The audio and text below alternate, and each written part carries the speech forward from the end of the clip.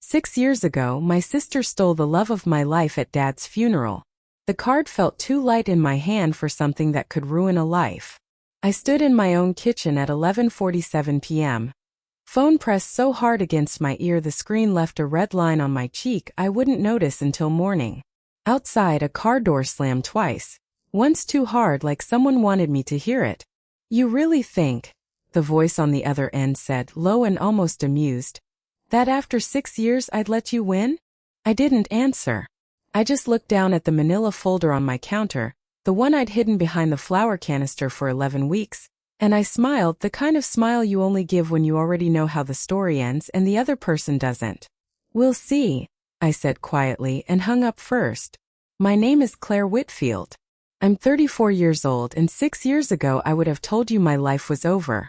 I'd spent 9 years building Whitfield and Associates from a card table in my apartment into a boutique architecture firm that, last year, billed $3.2 million in commercial and residential contracts. I did that after losing my mother at 19, after putting myself through 5 years of night classes while working 2 jobs, and after burying my father at 28, the same week, as it happens, that my entire personal life detonated in a church parking lot in front of 83 mourners. The man I was supposed to marry stepped out of a black limousine that day, hand in hand with my only sister. I'm going to tell you exactly what they did to get there, what they did in the 6 years after, and what it cost them, down to the last cent, to underestimate a woman they assumed had nothing left to lose. Because here's what nobody tells you about hitting rock bottom. The view from down there is very, very clear. It was October 14th, 6 years ago. My father, Robert Whitfield, had died of a heart attack at 61, and I had spent 4 days planning a funeral I could barely stand upright for. I remember the specific things because grief burns detail into you like a brand. The navy dress I bought because it was the only black adjacent thing that still fit after 2 weeks of not eating. The organ music slightly too loud, rattling the stained glass windows. My fiancé Marcus Reyes was supposed to ride with me in the family car. Instead, at 9:52 a.m., a second limousine pulled up outside St. Agnes, one I hadn't ordered, one nobody had ordered, and Marcus stepped out of it first, adjusting his cufflink, before turning back to offer his hand to the person still inside. My sister Vanessa took it. She was wearing a black dress that was cut for a cocktail party, not a burial, and she was laughing at something he'd said. A real laugh, easy and warm, the kind you don't fake with someone you just met. They didn't see me standing on the church steps holding my father's folded flag. "You look incredible," Marcus told her, loud enough that 3 of my aunts turned their heads. "I mean it. Even today." Vanessa touched his arm and said the line I would replay in my skull for 6 years. "Careful. Wrong sister might notice." Then she looked up, saw me standing there, and didn't even flinch. She just smiled, the same smile she'd used since we were kids, the one that meant I already won, you just haven't figured it out yet. I buried my father 2 hours later. I don't remember most of the service. I remember Marcus's hand never once found mine. I didn't confront anyone at the funeral. I went home, packed a bag, and left the ring on the kitchen counter with no note. 6 years passed. I rebuilt. Vanessa and Marcus married 18 months after the funeral, and I heard about it the way you hear about weather in a city you no longer live in, secondhand and irrelevant. What wasn't irrelevant was my father's company. Whitfield Restoration Group, the commercial property restoration business Dad spent 31 years building, had been split 3 ways in his will. 40% to me, 40% to Vanessa, 20% held in a trust for our elderly Aunt Rosalind, who has dementia and depends on that income for her care facility. I stayed a silent shareholder. I didn't want the headache. I wanted distance. Then 4 months ago, Aunt Rosalind's care facility called me directly. Her monthly distribution, normally $4,100, hadn't arrived in 90 days. That's when I started quietly pulling records. I requested shareholder disclosures, which I was legally entitled to as a 40% owner. It took Vanessa's assistant 6 weeks and 2 lawyer letters to produce them. When they finally landed in my inbox, one line item stopped me cold. A $186,000 consulting fee paid quarterly to a company called Meridian Advisory Partners, LLC. I looked up Meridian Advisory Partners. It had been registered 11 months earlier. Its listed agent was Marcus Reyes. I called Vanessa. I kept my voice flat, almost bored. "There's a consulting line I don't recognize," I said. "Meridian. Can you walk me through it?" She didn't hesitate. She'd clearly rehearsed this. "Oh, that's just Marcus's advisory retainer. He restructured our supply chain vertical, renegotiated the vendor contracts, saved us probably $500,000 a year in logistics overhead. It's completely standard for a company our size to bring in outside strategic consulting. You'd know that if you were still involved." It was smooth. It had jargon. It had a wounded little jab at the end, the kind designed to make me feel guilty for asking. I said, "That makes sense. Thanks for clarifying." And I let her hear relief in my voice. I felt none. I hired a forensic accountant named Priya Nandakumar, quietly, using my own money, $9,500 for a full audit trail. It took her 3 weeks to find what Vanessa didn't want found. Meridian Advisory Partners had never renegotiated a single vendor contract. There was no logistics restructuring. There was no strategic consulting work product at all. No reports, no meeting notes, nothing filed with the company. Meridian was a shell. Every quarter, $186,000 moved from Whitfield Restoration Group into Meridian, and from Meridian directly into a joint account Marcus and Vanessa had opened at a different bank than the one the company used for payroll. Over 11 months, they had drained $682,000 from the company, money that should have included Aunt Rosalind's distributions, employee bonuses, and reinvestment capital my father had spent 3 decades building. I went to the Whitfield Restoration office in person, ostensibly to review some files as an owner. I arrived early and waited in the parking garage stairwell, because some instinct told me to listen before I walked in. Through the propped fire door I heard Vanessa's voice, unmistakable, drifting from the break room. "She still thinks Meridian is a real firm," Vanessa said, laughing. "God, she's exactly as gullible as Dad always said she was." Marcus laughed too. "Claire built a whole company out of spite and she still can't read a balance sheet. Rosalind's not even going to notice the shortfall until she's dead, honestly. Let's be real." I stood in that stairwell for a full 10 seconds, my hand flat against the cold concrete wall, and I made myself breathe slow. Then I walked in smiling and told them the numbers looked great. I made a decision in that stairwell. They would never see me coming if they thought I couldn't see anything at all. So I built a performance and I built it carefully. I started showing up to shareholder meetings 10 minutes late, apologizing, blaming the new medication for a migraine condition I didn't have. I let my shoulders round forward when I sat. I let my voice go soft and a little too eager to please, the voice of someone grateful just to be included. I brought a legal pad and wrote things down slowly in loopy handwriting, and I let Vanessa glance over and see me writing the wrong figures on purpose. "You okay?" she asked once, not because she cared, but because my confusion was entertainment to her. "Just tired," I said, rubbing my temple.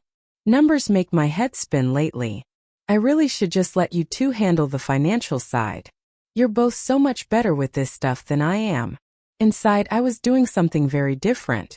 I was thinking, let her believe I've gone soft. Let her believe grief finally hollowed me out. A predator doesn't set traps for something it thinks is already dying. Every confused question I asked in those meetings was actually a data point. Every time I said, "I don't really understand how Meridian works. Could you explain it again?" I was getting Marcus to repeat his story on the record in front of witnesses in slightly different words each time, and slightly different words I knew meant slightly different lies. I bought a bracelet during this period, a plain silver one, and I wore it every single meeting. I told Vanessa it was for luck ever since Dad. It wasn't for luck. It had a small voice recorder sewn into the clasp, invisible unless you knew to look. That bracelet became the one thing I touched, absently, every time one of them said something they shouldn't have. Tell only I understood. Priya, my forensic accountant, helped me build the bait. I told Vanessa, casually, over a coffee I insisted on paying for, playing tired and grateful for her company, that I was thinking about selling my 40% stake back to the company. I just don't have the energy for this anymore, I said, staring into my cup. Maybe you and Marcus should just buy me out. Simplify things. I watched her eyes light up like a slot machine. That's actually really mature of you, Claire, she said, and I could hear her already spending money that wasn't hers yet. I told her I'd have my lawyer, a woman I'd hired specifically for this, named Denise Okafor, who was very good at looking unthreatening, draft a buyout agreement. Inside that agreement, buried in Schedule C, was a full accounting disclosure clause. To finalize any buyout, all shareholders had to certify, under penalty of fraud, that there were no undisclosed liabilities, side agreements, or related party transactions beyond what was already filed. Meridian Advisory Partners was not filed anywhere as a related party transaction. Marcus was the sole listed agent of a company paid $682,000 by a business his wife co-owned. If he signed that document, he'd be committing fraud in writing, with a notary present. I mailed it. Then I waited. I planted one more thing. A small camera disguised as a smoke detector in the Whitfield Restoration break room, installed by a licensed technician I paid in cash, fully legal in a common area under state law with proper signage, which I posted in small print, exactly as required, betting correctly that neither of them would ever read a bulletin board. For 6 days I checked the feed from my phone at odd hours, my hand under the kitchen table during dinner with my new partner, Daniel, the phone buzzing softly against my knee. On the 4th night it buzzed twice in a row. I excused myself to the bathroom and watched Vanessa and Marcus on the small screen, standing by the break room coffee machine. She's actually going to sign the buyout, Vanessa said, giddy. We could dissolve Meridian the second the ink's dry. No more paper trail to worry about. See, Marcus said. Told you. She's got nothing left. She's just tired. I turned off the screen, went back to the table, and asked Daniel to pass the bread. Vanessa insisted on hosting the buyout signing at a family dinner. To keep things warm, she said, which meant she wanted an audience to watch her win. 16 people came to her house that Saturday.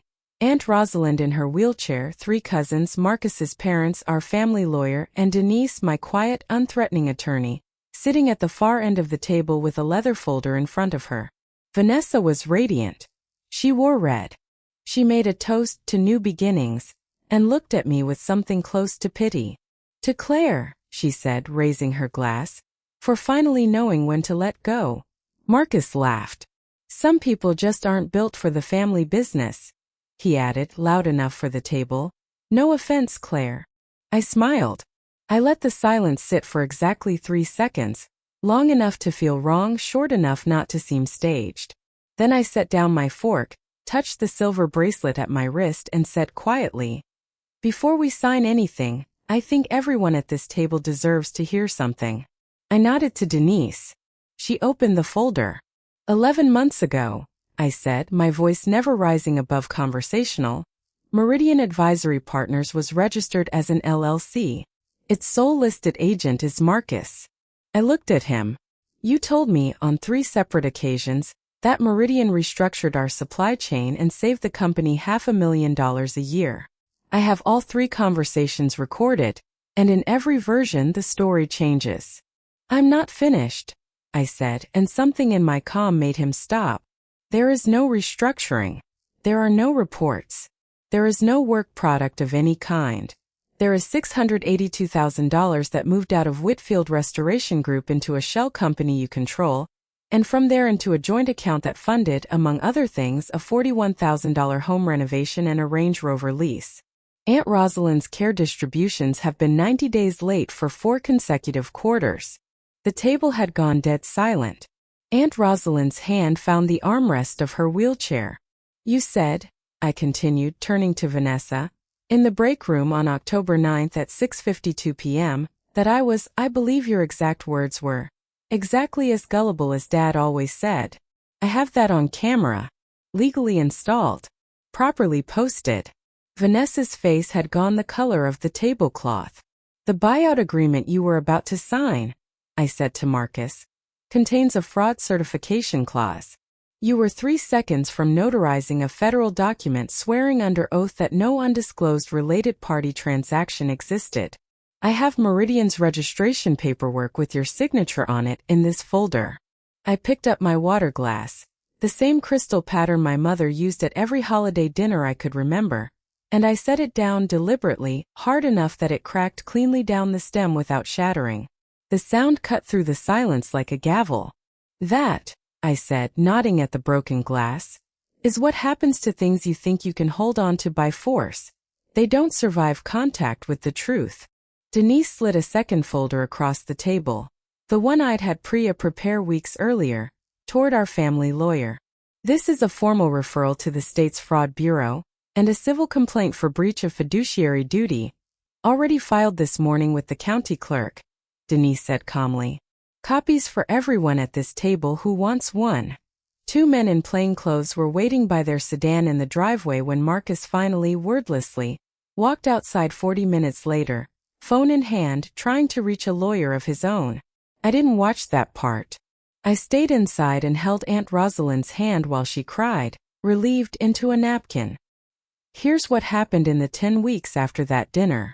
Marcus was charged with wire fraud and fiduciary breach in connection with the $682,000 diverted through Meridian Advisory Partners. He pled to a lesser embezzlement charge 8 weeks later, was ordered to pay full restitution plus $94,000 in penalties, and lost his real estate license after the state board reviewed the case. Vanessa was named as a co-defendant in the civil suit. The court froze the joint account, clawed back the Range Rover lease, and placed a lien on the home they'd renovated with company funds. She resigned from the board of Whitfield Restoration Group the same week the story hit the local business paper, under the headline "Family Firm Rocked by Embezzlement Allegations." She has not spoken to Aunt Rosalind since. The marriage did not survive discovery. Court filings showed Marcus had, in fact, opened a second undisclosed account 11 months into the marriage, this one funded from a source Vanessa hadn't known about. Whatever loyalty they built on betrayal turned out to have the exact same shelf life as loyalty usually does when it's built that way. They filed for divorce 4 months later. I didn't take the company from anyone who didn't deserve to lose it. I made sure of that. 11 employees at Whitfield Restoration Group had nothing to do with any of it. A foreman named Dale who'd worked for my father for 22 years. A young office manager named Priyanka who'd been quietly documenting irregularities on her own and was too afraid to come forward. I personally guaranteed every paycheck through the transition with my own firm's line of credit, gave Dale a formal ownership stake as thanks for the 2 internal memos he'd kept that corroborated my case, and moved Priyanka into a director role with a raise. Aunt Rosalind received 4 years of back distributions in a lump sum, plus interest, within 3 weeks of the court order. I visit her every Sunday now. I never used to. I didn't gloat. I didn't need to. The numbers did the talking, and numbers, unlike people, don't know how to lie convincingly for very long. It rained the night Vanessa showed up at my door.